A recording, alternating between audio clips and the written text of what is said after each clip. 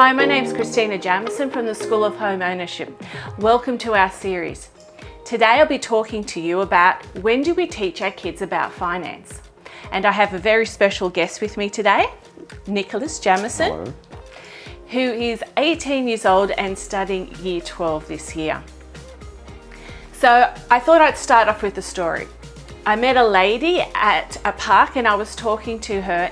When she found out I would do School of Home Ownership, she started talking to me about her son. She was willing to take out money out of her superannuation so that her son is able to buy a house in the future. Now, she was struggling a bit. When I started asking some question, it was quite interesting. For example, I asked, okay, well, how much money has your son saved? 0.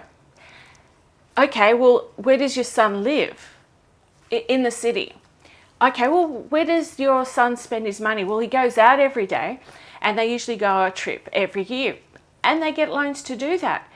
So my recommendation to her is, instead of giving money to them straight away to be able to buy a home, it would actually be better if they actually taught them about finance first, to ensure that that money is spent wisely. And if they're not sacrificing to get a home, well, you sort of have to wonder, is it going to be worth her sacrifice for them to get a home?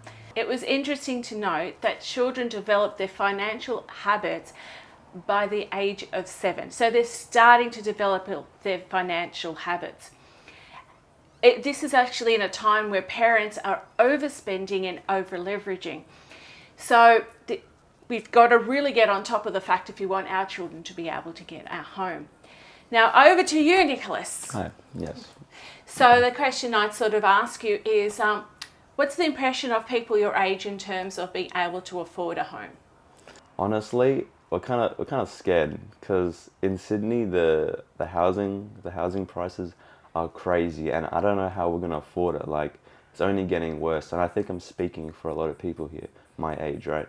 And it's just I'm just nervous. Like, what are we gonna do? Like, how am I gonna afford a house? It's really concerning. And that's quite a common question that I find people with. So one of the things that I do in the course is we work out strategies on how to do it. So sometimes it's lowering the expectations. My biggest issue that I find is that a lot of people won't have much savings at all in the bank. And if you can't get that, it's going to be very difficult to be able to move forward. Did you know that 25% of Australians have less than $1,000 in the bank account and 8% have absolutely zero money in the bank account? So they live paycheck to paycheck. So again, Nicholas, let's see what your thoughts are on finances. So how do you save? So what's your, how do you save anything? How much do you have in your bank account? Well, to go back a bit in time, right? At first, I didn't have like a part-time job, but of course, you as my parents decided to, push me towards it, and I think it's actually been quite beneficial because I've learnt the value of money. So, for example, my friend's been pushing me to go to the gym, right? And even though we have I can do stuff at home, right? But the thing is, it's $150 sign-up fee plus $100 for the first month. So $250 for the first month it was just not viable. And I mean, if I didn't have a part-time job, right, and learnt the value of money, I don't think I would have been able to discern that. And so I think just understanding the value of money, and it really helps with just getting around life. Could you, what's the rest of people at school? Do they work or are they gifted money? Do you ask for money? How does that work, sort of your relationship with? It's been I feel as though people are, recently, as people are starting to drive now, people are being gifted cars, and that's a really large investment, and I just don't know how people are just able to just do that, right? And I know that you as my parents aren't going to allow me to just give me a car, right? So I think this part-time job, it's sort of an incentive to work towards it, and I think I'll be able to appreciate it more, right? Because I earned the car, I learnt, and I earned the money to get this car. So yeah, but in general, people my age, I feel as though they're being gifted quite a few things, and I'm not too sure how that'll go in the future. For example, there was a time when I took you out to the movies, and as a normal child will do, they want everything. When they go to movies, they want all the snacks that are there, that are possibly there. And I remember that I actually made a rule that basically I'm happy to pay for the movie tickets, but you are to provide and pay for your snacks. And I found that quite interesting, because suddenly you'd go and you're saying, I'm not paying $5 for water, so you'd bring your own water bottle. I'm not paying $5 for a small packet of chips. You would go down to Coles and get this massive packet of chips. So that sort of, how has that sort of taught you in comparison to the rest of your friends? Do they have that? So since I've been like trying to earn the money, I've learnt the value of the money that I've earned, right? And so that makes me more cautious and conscious of the decisions I make with in regards to that money. I take time to think about, is this worth the money and the time that it took for me to earn it? And yeah, but I feel as though people my age aren't as cautious as they could have been, right? And I think it could come back to bite them in the future about it. So in terms of the future, so deposit, and we're talking about you need a deposit for a home loan.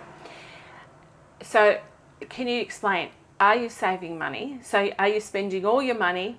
How are you actually working your money? Yeah. So with the money that I'm earning, I at every chance I get, I put it away. I put it in my savings account, and I have a bit to the side that I'm allowing me to use personally for enjoyment.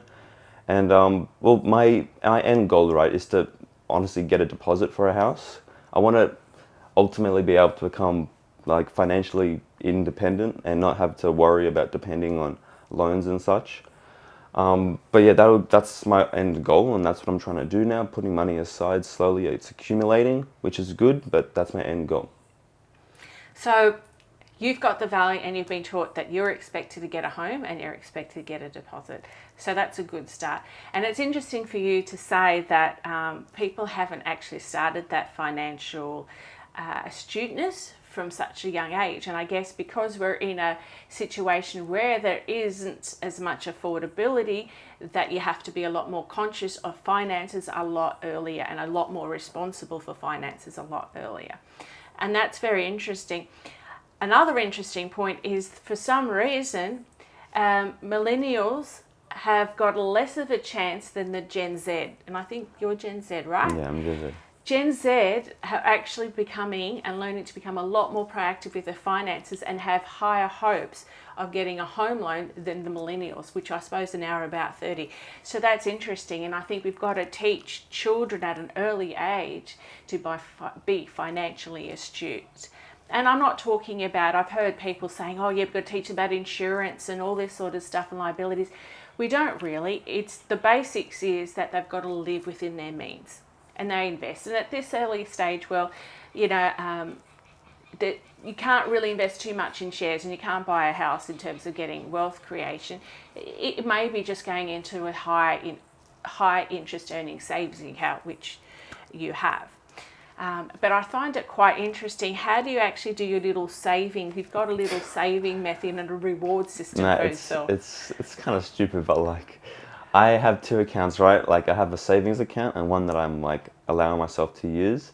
I accumulate like all the savings and all the money I get from work into my usable one until I hit $1,000, and then I immediately shift it over. So it's sort of like a reward thing for me. Like, I'm just working towards that $1,000 and I can shift it over. It's satisfying, you know. But like, that's what keeps me going. That's what keeps me motivated. And the money that I have left over, I can spend as freely as I want, and I just keep repeating it, and it keeps me going. It keeps me going. It's really good. And I think it's highly commendable that I know people that do work that spend all the money. So somehow we've got the, I guess, financial astuteness that he's inherited or enforced upon him, that you save, that you have a portion that you can reward and spend, but you save.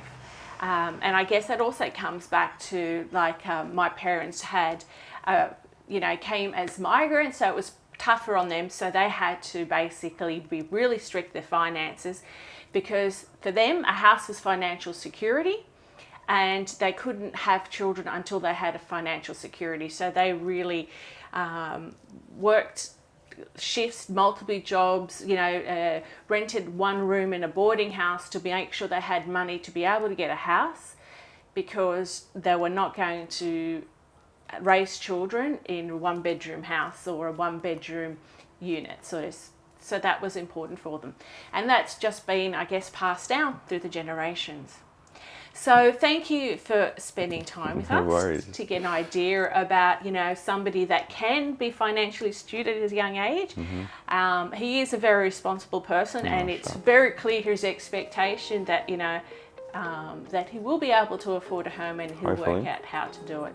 So thank you for that, for spending some time with us. And if you want more information about tips and hints in terms of finances, there's even a course coming out specifically for people to learn about finances. Go to schoolofhomeownership.com.au.